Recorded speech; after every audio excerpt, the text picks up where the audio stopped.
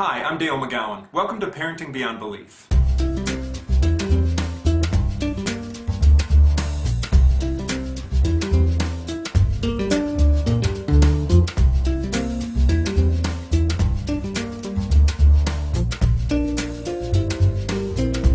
One of the things I think parents recognize really early on is that our kids tend to imitate us. They tend to imitate everything we do and even imitate our opinions.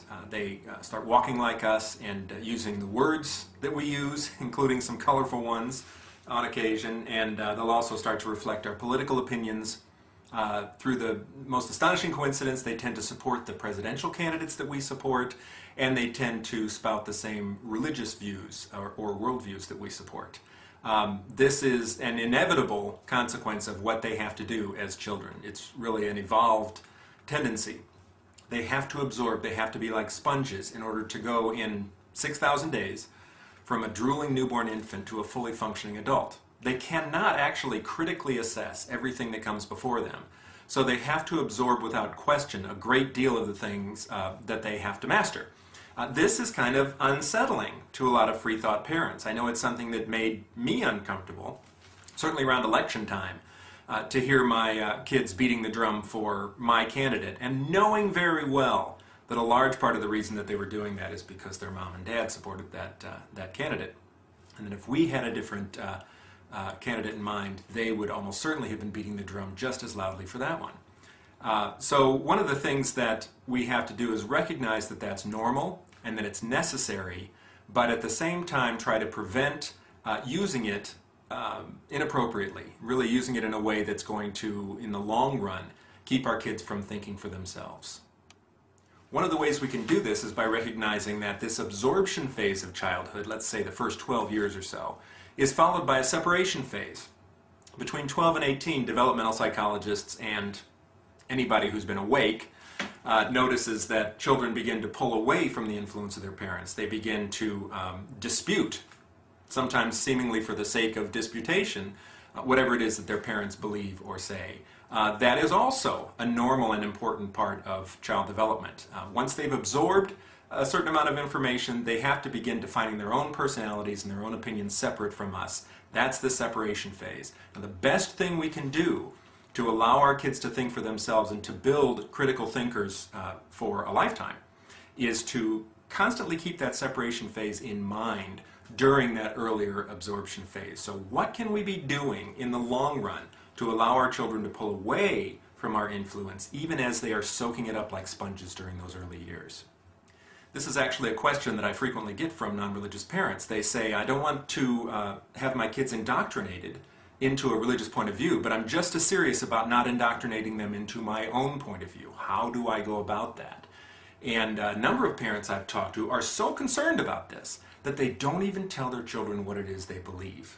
They hide their own worldview from their kids because they're so anxious about indoctrinating. Now, what they've done, and what I think is very, very common, is they have mixed up the ideas of indoctrination and influence. We are going to influence our kids as parents, and we should. That's our primary responsibility, is to influence them and to do it well. But we do not have to indoctrinate them. That's something that has a much narrower definition. By separating those two out, we can get at the bottom of this question. And the question comes up all the time. About 2 years ago, I think, after Parenting Beyond Belief came out, there was a blogger in Australia. He was a blogger with the Sydney Morning Herald and wrote a parenting blog called Who's Your Daddy? It was really a terrific blog. But in response to the book and an interview that I gave with the Sydney paper, he said, what McGowan doesn't seem to realize is that an atheist parent is indoctrinating a child every bit as much as a religious parent is. Now, I actually wouldn't have quibbled with that if he had said they are in just as much danger of indoctrinating, but he actually said that they are both indoctrinating, and that's kind of a depressing point of view. What he's essentially saying is that you can't help indoctrinating your kids. They are going to be indoctrinated no matter what you try to do. Now, I think we can debunk that idea by taking the word apart and looking at the definition. Indoctrination actually has a very specific definition. Indoctrination is the presentation of a single point of view and the demand that that point of view be accepted. Frequently it'll be backed up by a system of rewards and punishments. But the idea here is that, one, you're presenting only one point of view, and two, you are insisting that it be accepted.